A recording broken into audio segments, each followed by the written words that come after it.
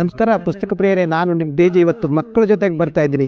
ಶಿವರಾಮ್ ಕಾರಂತರ ಒಂದು ಮಾತು ಈ ಸಂದರ್ಭದಲ್ಲಿ ನೆನಪಾಗತ್ತೆ. ಮಕ್ಕಳಿಗೋಸ್ಕರ ಆಸ್ತಿಯನ್ನು ಮಾಡಬೇಡಿ, ಮಕ್ಕಳನ್ನೇ ಆಸ್ತಿಯನ್ನಾಗಿ ಮಾಡಿ ಅಂತ. ತುಂಬ ಚೆನ್ನಾಗಿದೆಯಲ್ವ ಈ ಮಾತು. ಹಾಗಾಗಿ ಮಕ್ಕಳಲ್ಲಿ ಪುಸ್ತಕ ಓದುವಂಥ ಹವ್ಯಾಸವನ್ನು ನಾವು ಯಾವ ರೀತಿ ಬೆಳೆಸಬೇಕು ಅನ್ನೋದಕ್ಕೆ ಇದೊಂದು ಉದಾಹರಣೆ. ಸೊ ಈ ಮಕ್ಕಳ ಜೊತೆ ಇವತ್ತು ಬಂದಿರತಕ್ಕಂಥದ್ದು ಬಹಳ ಸಂತೋಷ ಆಗಿದೆ. ಈ ಮಕ್ಕಳಿಗೆ ಇಂಥ ಪುಸ್ತಕಗಳನ್ನು ಓದುವ ಹವ್ಯಾಸವನ್ನು ನಾವೆಲ್ಲರೂ ಬೆಳೆಸೋಣ.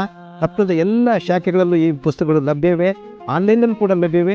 ನಾವೆಲ್ಲರೂ ಈ ಪುಸ್ತಕಗಳನ್ನು ಕೊಂಡು ಓದಿ ಇಂಥ ಪುಸ್ತಕಗಳನ್ನ ದಾನ ಮಾಡಬೇಕು ಅಂತ ಕಳಕಳಿಯ ಮನವಿ ಮಾಡ್ಕೊಳ್ತಾ ಇದ್ದೇನೆ. ಆ ಮಕ್ಕಳೇ, ಇವತ್ತು ನೀವು ಸಪ್ನಾ ಬುಕ್ ಹೌಸಲ್ಲಿ ಇದ್ದೀರಿ. ನಿಮಗೆಲ್ಲರಿಗೂ ಪುಸ್ತಕ ಓದಲಿಕ್ಕೆ ಆಸಕ್ತಿ ಇದೆಯಾ? ಎಂಥ ಪುಸ್ತಕಗಳು ಓದ್ತೀರಾ? ನಿಮ್ಮ ಮನೆಗಳಲ್ಲಿ ಪುಸ್ತಕ ಓದೋ ಆಸಕ್ತಿ ಇದೆಯಾ? ಲೈಬ್ರರಿ ಇದೆಯಾ? ಓಕೆ, ಇರಲಿ. ನಿಮಗೆಲ್ರಿಗೂ ಇವತ್ತು ಒಂದೊಂದು ಒಳ್ಳೆ ಪುಸ್ತಕ ಕೊಡ್ತೀನಿ, ನೀವೆಲ್ಲರೂ ಓದಬೇಕು. ಓಕೆನಾ? ಓಕೆ. ನನ್ನ ಜೊತೆ ಇವತ್ತು ಲಿಟಲ್ ಫ್ಲವರ್ ಶಾಲೆಯ ಉಪಾಧ್ಯಾಯರ ಜೊತೆ ಇದ್ದಾರೆ, ನಿಮ್ಮ ಟೀಚರ್ ಕೂಡ ಹೌದು. ಈಗ ಇವ್ರು ಏನು ಕೇಳ್ತಾರೆ ನೋಡಿ.